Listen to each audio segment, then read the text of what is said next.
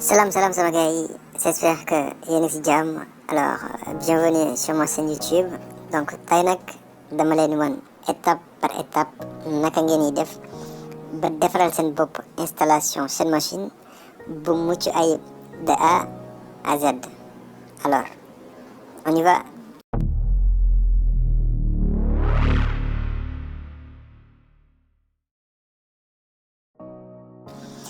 Alors pour cela balaa ngeen di commencer il faut que ngeen am benn machine bu fekkee machine bi ngeen installé mu ngi tàkk et tout am benn problème mën nañu ko utiliser pour def étape yi nga xamante ni moom laa leen di wan.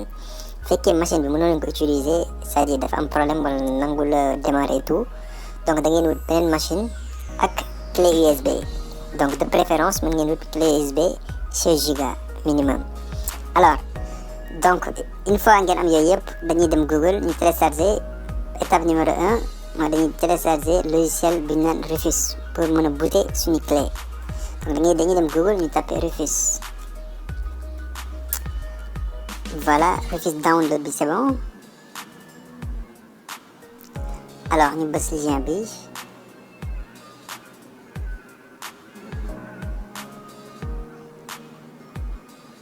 bon 4.13 standard c'est bon ñu bës.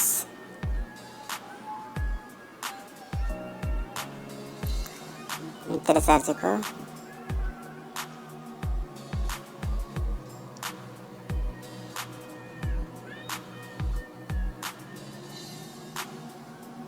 diisulan donc 1 mégaoctet la 1,8 mégaoctet.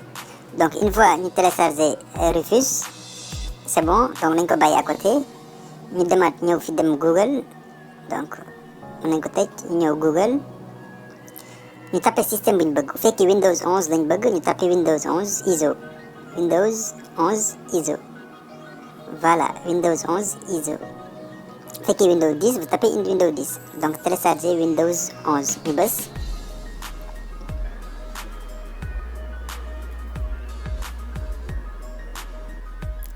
voilà donc ñu wàcc télécharger avant de commencer à utiliser assistance télécharger création outil support télécharger l'image disque ISO 11 Windows 11 ISO pour les appareils 64 bits. donc sélectionner télécharger ici n'est-ce pas.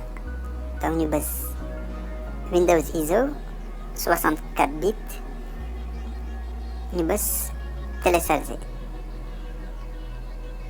donc fii mu laaj ñu choisir langue donc ngeen choisir bu dee arabe ngeen choisir arabe donc nous on va choisir français. donc bu ñu choisir français ñu bës confirmer. voilà mu ni les liens sont valables pendant 24 heures à compter donc loolu on s'en fout. donc ñu bës 64 bits télécharger ñu bës télécharger ñu bës démarrer. voilà téléchargement bi lancé wu na donc c'est 7,2 gigas ce qui veut dire que il vous faut au minimum clé 16 gigas parce que 8 gigas c'est pas bon parce que 8 gigas d'habitude du mat donc 8 ay 7 et quelque la n'est-ce pas.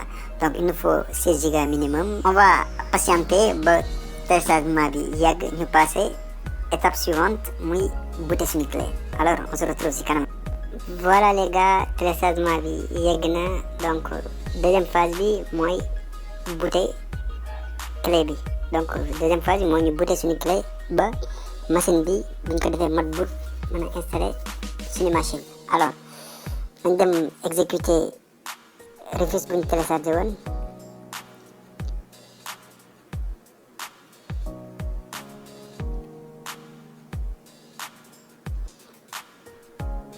voilà mu ngi nii double clic oui. donc automatiquement Rufus day sélectionner seen clé USB donc 64 gigas. maintenant lu mu wax type d'image ISO dañuy dem sélectionner suñu image bi ñu téléchargé Windows 11 bi dañuy bës sélection ñu dem dossier bu mu nekk fa lañ ko téléchargé téléchargement la nekk. ok ñu wàcc wër ko. voilà mu ngi nii Windows 11 25 H2 donc ñu double-cliquer wala ñu bës ouvrir. Voilà, maintenant il y a des paramètres à faire. Donc fii il y a GPT, il y a MBR, fii il y a UEFI, on laisse comme ça. Fii ñu ngi def MBR par défaut, on choisit par défaut GPT la, mais ñun dañuy def MBR, d'accord. Donc la plupart des machines MBR la ñuy gis quoi, n'est-ce pas. Donc da nga koy changer nga def ko MBR. fii BIOS UEFI nga bàyyi ko noonu. Maintenant fii nom du volume jarul laal, NF laisse comme ça, le reste on laisse comme ça. Maintenant avant ngeen bës démarrer, assurez-vous que lu nekk seen clé bi jël ngeen ko copier ko feneen, parce que avant refuse di rendre votre clé bootable day formater clé bi, donc lépp lu fi nekkoon ngeen koy ñàkk. Donc mieux vaut ngeen def sauvegarde. Après voilà, tout est ok, ñu bës démarrer. Maintenant fii nii am na ay paramètres, donc supprimer, parce que Windows dafa am ay prérequis yoo xam ne boo ko amut du nangoo installé wu, n'est-ce pas. Maintenant heureusement refuse mën na bypass exigence yooyu noonu. Donc fii on coche, dañ koy cocher. Donc supprimer la nécessité d'avoir 4 Go, on coche. Supprimer la nécessité d'utiliser compte Digital Microsoft, on coche. Donc fii créer un compte local, on laisse comme ça. Définir les options, on laisse comme ça. Désactiver la collecte des données, on laisse comme ça. Désactiver le chiffrement, on laisse comme ça. Utiliser le bootloadage signé, on laisse comme ça. Donc ñaari rek ça va, ñu bës ok. Voilà, là on patiente, ñu bàyyi refuse def liggéeyam. Voilà.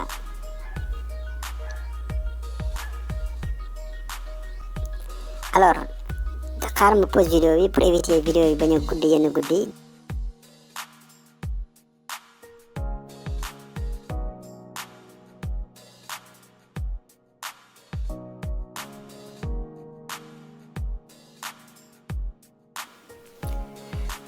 Voilà sama gars yi, affaire bi mën na c'est terminé. Donc mën nañ bës fermer. Après naka la ñuy def, ñu rocci clé bi.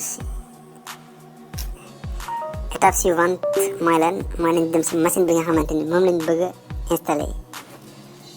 Alors sama gars yi, donc da ngay brancher machine bi, moo gën a wóor quoi. Donc brancher leen ko si sous le secteur, ngeen insérer clé USB bi. Donc ngeen insérer clé USB bi. Après deuxième étape mooy tal machine bi tout en tapotant F12. Donc dañuy tal machine bi di tapoter F12 di ko bës, n'est-ce pas. Mais ça dépend si machine yi aussi quoi. Donc am na yoo xam ne F9 la, am na yoo xam ne foog nga bës échappe dem si BIOS bi réglé ko. Mais machine bi échappe la, donc noonu dañuy bës bouton bu koy tal. Donc bu ñu bësee après ñu tapoter F12. Voilà. Donc gis nga boo ko tapoter lii lay andi. Après ñu wàcc, donc mën nga bës touche wàcc bi, touche yi quoi, flèche yi. Même souris bi sax ça marche. Voilà, mais nekk machine yëpp la souris bi marche. Donc ñu bës wàcc gis USB bi, USB SDD.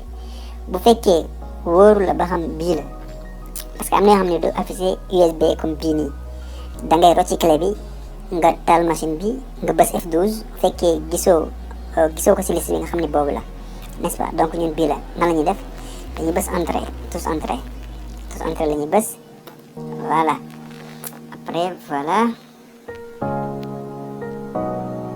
ñu patienter.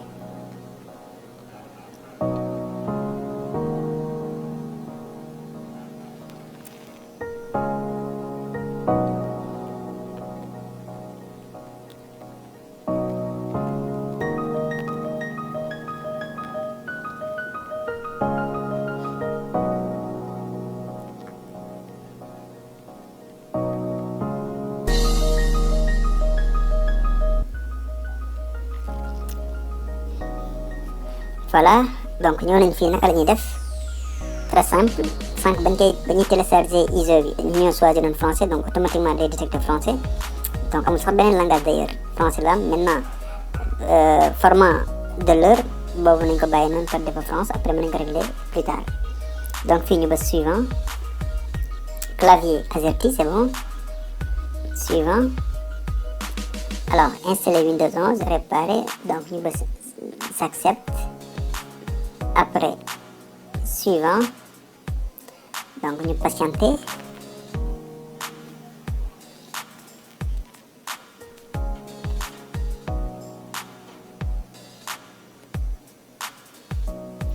voilà ñu bës accepter.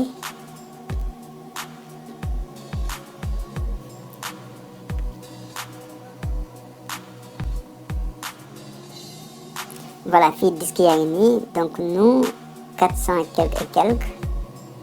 Voilà donc dañuy supprimer parce que dañoo bëgg lépp dañ, n'est-ce pas? Donc déjà dañuy supprimer. Voilà lépp dañ na. taille totale 476 donc am nañ partition 58 giga. donc partition yi mën nañ ko dindi ah. voilà yëpp mën nañ ko dindi pour mu dañ. donc bii sama clé bi la donc bii mën nañ ko dindi. voilà léegi maintenant naka la ñuy def, dañuy sélectionné bi mooy disque machine bi, après ñu bës suivant.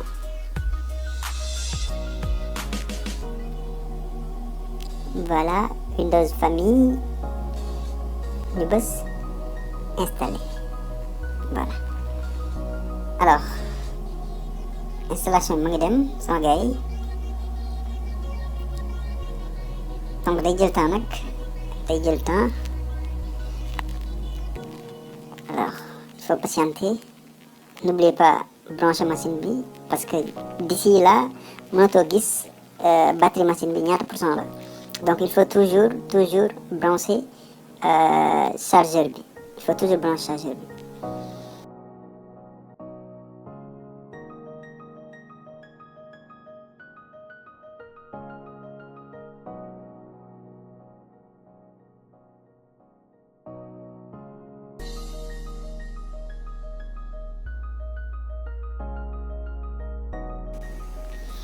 donc voilà affaire yi mooy redémarrer boppam plusieurs fois nag, plusieurs fois.